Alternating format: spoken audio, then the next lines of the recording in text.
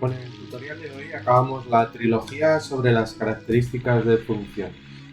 Hoy analizamos la simetría, la periodicidad y la continuidad. Vamos a ello.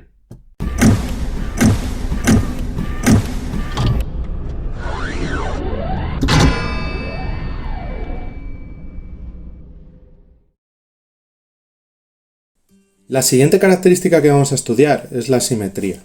¿De acuerdo? Bien.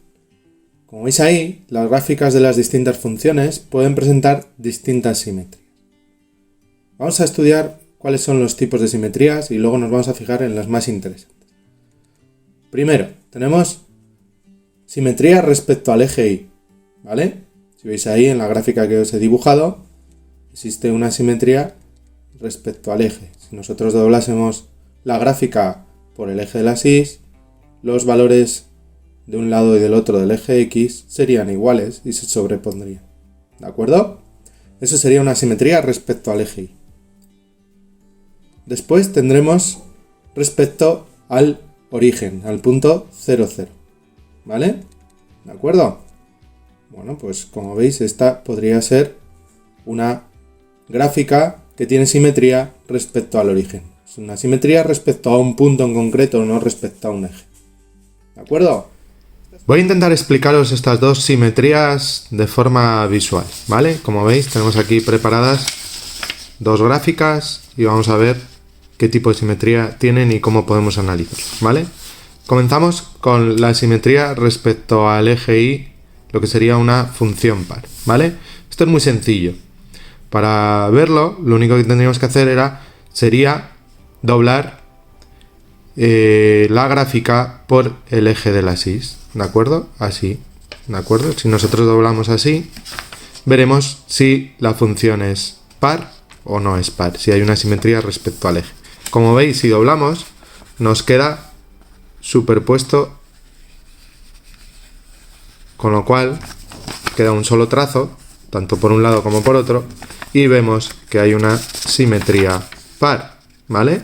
Si nos fijamos en la otra función y hacemos simplemente el doblez por el eje Y, veréis que nos quedan dos trazos, este de aquí abajo y el de aquí arriba. ¿Lo veis? Con lo cual esta no sería una función par, ¿vale? ¿Entendido? Simplemente hay que doblar por el eje de las Y. Bien, sin embargo, en el caso de las funciones de simetría respecto al origen, respecto al punto 0, 0, las funciones impares, hay que hacer un segundo doblez, además de doblar por el eje de las Y, ¿vale? También hay que doblar por el eje de las X, y cuando doblamos por el eje de las X, como veis, nos queda exactamente el mismo trazo. ¿Veis? Por el otro lado nos queda igual. ¿Lo veis? Perfecto, ¿verdad? Bien, si ocurre eso, si al doblar tanto por el eje de las X como por el eje de las Y nos queda un solo trazo, nos queda superpuesto, estamos ante una función impar, ¿vale? Fijaros que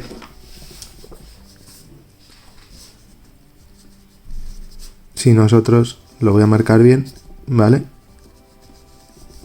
Al volver a hacer nos queda exactamente el mismo dibujo. ¿Lo veis claro? ¿Vale?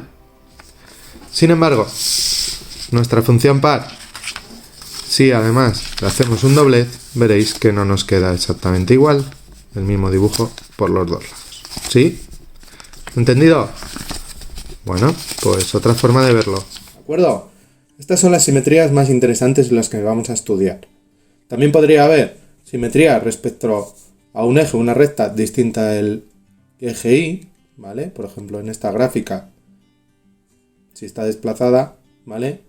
Veríamos que hay simetría respecto a una recta vertical, y también tenemos respecto a un punto diferente al del origen, ¿vale? Como sería esta otra. ¿De acuerdo? Bien, como hemos dicho, las más interesantes son las simetrías respecto al eje Y respecto al origen. La simetría respecto al eje Y recibe el nombre de simetría par, o diríamos que la función es par, y tiene como característica fundamental que cualquier valor del dominio por el lado negativo de las x va a tener la misma imagen que por el lado positivo del eje de las x. ¿De acuerdo? F de menos x va a ser igual a f de x. Eso siempre se cumple si la simetría es par. Mientras que en la simetría impar, que es la simetría respecto al origen, respecto al punto origen de coordenadas, ¿vale? Lo que se va a cumplir es que cualquier valor, cualquier imagen de un valor negativo va a ser igual a cambiarle el signo a la imagen del valor en positivo, ¿vale? F de menos x va a ser igual a menos f de x. ¿Cómo vamos a estudiar la simetría? Pues bien, en nuestro caso vamos a poder estudiarla bien gráficamente o bien por fórmula, utilizando lo que acabamos de ver, ¿vale? Probablemente sea más fácil gráficamente, pero no siempre vamos a tener la gráfica para poder estudiar la simetría. Vamos con unos ejemplos. Supongamos que tenemos esta fórmula, que ya la hemos utilizado en algunos otros ejemplos de otras características de funciones. Bien, gráficamente sería de este estilo y vemos que si tomamos un valor menos x, la imagen de x, del opuesto, va a ser la misma. Y eso ocurre en todos los puntos, con lo cual veríamos gráficamente que la función es par, existe simetría respecto al eje y. ¿Cómo lo hacemos con la fórmula? Bueno, pues calculamos f de menos x cambiando la x por menos x, ¿vale? Bien, menos x al cuadrado es lo mismo que x cuadrado, con lo cual volveríamos a la fórmula inicial. Si eso se cumple, si volvemos a la fórmula inicial, significa que f de menos x va a ser igual a f de x, con lo cual a través de la fórmula hemos visto que, por supuesto, es una función par, como nos decía la gráfica. Vamos a un segundo ejemplo. Ahora os lo pongo en blanco para distinguir. Una fórmula un poquito más complicada, ¿vale? Bien, esto gráficamente sería esta función. Y vemos gráficamente que existe simetría respecto al origen de coordenadas, con lo cual estamos ante una función impar. ¿De acuerdo? Bueno, pues vamos a verlo con la fórmula. ¿Qué tenemos que hacer? Tenemos que saber cuánto es g de menos x, que cambiarle a la x de la fórmula por menos x y luego ver qué nos queda. Bien, nos quedaría menos 3x porque multiplicamos 3 por menos x y menos x al cubo es menos x al cubo con otro menos nos queda positivo. ¿De acuerdo? Como veis, no coincide con la fórmula de g de x, pero si queremos que sea impar, tenemos que saber también lo que vale la fórmula cuando es menos g de x. Tenemos que tener un signo menos a toda la función.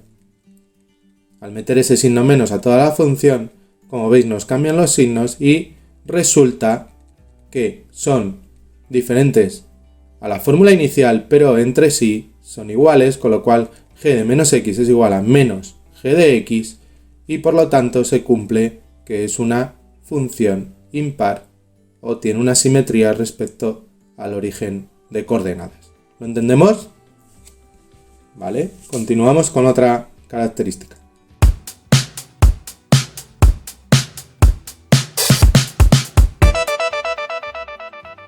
Estudiamos ahora la periodicidad. Una función es periódica cuando los valores de sus imágenes se repiten a intervalos del mismo tamaño. Bien, vamos a poder saber si es periódica también a través de la gráfica o de la fórmula. Si lo queremos hacer a través de la gráfica se repite a intervalos iguales, ¿vale? Como veis, tenemos ahí la gráfica y veréis que si tomamos el intervalo A, que va de A a A', con un tamaño t, el segundo intervalo que va de A' a A2', veréis que tiene el mismo tamaño y que se repiten los valores de las imágenes. Podría ocurrir lo mismo si tomásemos otros valores diferentes, por ejemplo, de B a B' y el siguiente. ¿De acuerdo? Siempre se repiten con un tamaño de periodo que es el valor de t, que es el tamaño del intervalo o la distancia entre los puntos. ¿De acuerdo? ¿Entendido? Vale. A través de la fórmula tenemos que tener claro que el valor, cuando a la x le sumamos lo que es el periodo, va a ser el mismo que el valor de la x.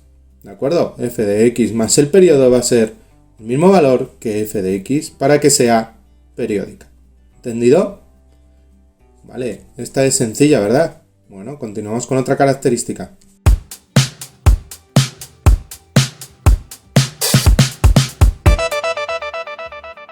Hablamos de la continuidad como característica de las funciones, ¿vale? Bien, lo primero, tenemos que tener claro que se estudia solo en los valores del dominio, ¿de acuerdo? Para estudiar la continuidad tenemos que tener en cuenta el dominio de la función. Una función es continua si la gráfica no presenta saltos o interrupciones, ¿vale? ¿De acuerdo?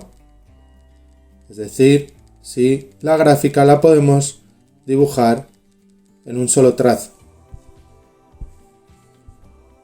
Diríamos que sin levantar. Ahí en el costado os pongo un ejemplo, en pequeñito, ¿vale? Esas dos que pongo ahí serían funciones continuas, ¿de acuerdo? Bien, si no son continuas, la función será discontinua, es decir, si presenta interrupciones, ¿de acuerdo? Podemos decir que habrá discontinuidad evitable si lo que presenta es un agujero en un solo punto, ¿vale? Mientras que la discontinuidad será inevitable si lo que presenta son saltos. Ahí os pongo dos ejemplos en esos 4 ejes. En los dos primeros estamos hablando de discontinuidades evitables, porque lo que hay es un agujero en uno de los puntos, ¿vale?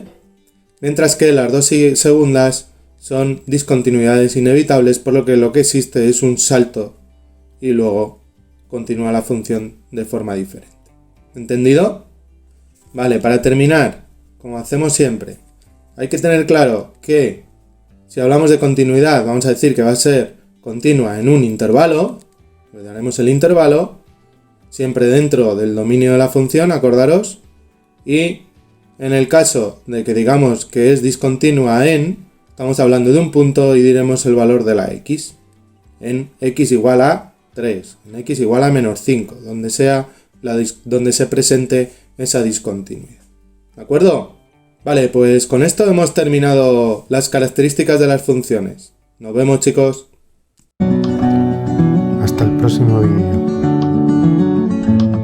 Let the math be with you. Nos vemos por las aulas.